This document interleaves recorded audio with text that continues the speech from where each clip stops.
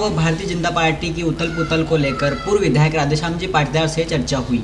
कुछ दिन पहले वॉइस रिकॉर्डिंग वायरल हुई थी, उसके संबंध में पूछा गया सवाल सुनिए। कल नरेंद्र जी मोदी द्वारा राम मंदिर की नींव रखी गई, इस पर क्या कहना चाहते हैं, देशवासियों को क्या संबोधित करेंगे?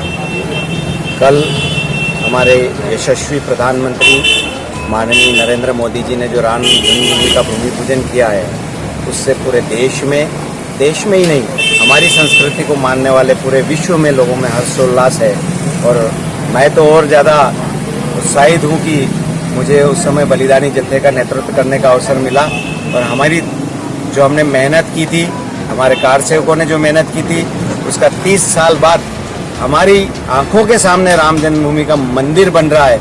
ये हमने सपने में नहीं सोचा था, वो हमारा सपना साकार हो गया है और हम गदगद हैं, खुश हैं और उत्साह साथ। उपचुनाव सर पर है और कुछ दिन पहले एक वॉइस रिकॉर्डिंग यहाँ पर वायरल हुई थी, जिसमें मंडल अध्यक्ष महोदय 5-5 हजार रुपए प्रति गांव में आपको हराने के लिए बात कर रहे हैं, तो इस पर क्या कहना चाहते हैं भाई साहब? कहीं ना कहीं आपको लगता है कि हार का कारण भारतीय जनता पार्टी के चंद नेता थे? वो जो वॉइस रिकॉर्डिंग मैंने सुनी, तो निश्चित रूप से उसमें जो आवाज़ मैंने जो समझा है तो निश्चित रूप से उस वॉइस रिकॉर्डिंग उसमें सच्चाई है।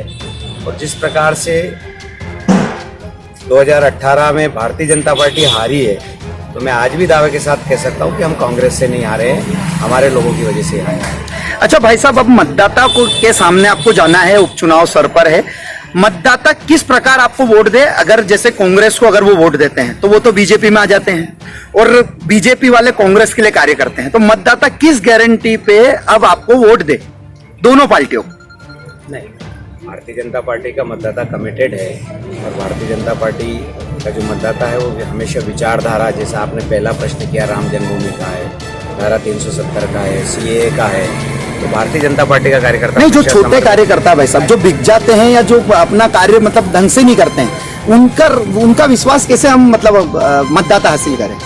देखो, ये राजनीति में पहले से ही बिकने वाले लोग बहुत सारे रहते हैं। ये उस समय से हमारी रामायण काल से चले आ रहे बिकने वाले, तो उनके बारे में हम ना बात करें तो ज़्यादा अच्छा है, क्योंकि बिकने वाले तो रामायण महाभारत सबसे तो उस समय उस काल से चले आ रहे हैं और बिकने वाले तो आगे भी बिकेंगे।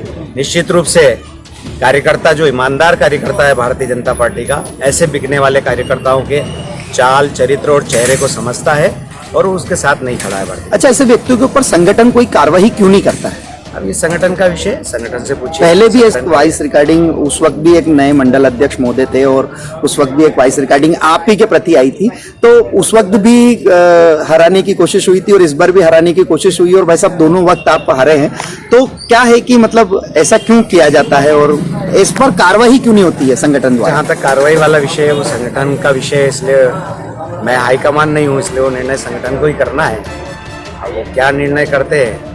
भाई साहब, ऐसे लोगों को क्या कहना चाहेंगे मेरे चैनल के माध्यम से? नहीं, कैसे लोग जो बिक जाते हैं चंद? नहीं, निश्चित रूप से जो छोटे से टुकड़ों में बिकते हैं वो पार्टी की पीठ में छुरा भोगते हैं और मैं ईमानदार कार्यकर्ताओं से कहना चाहूँगा कि ऐसे कार्यकर्ताओं से हमेशा सावधान रहना चाहिए।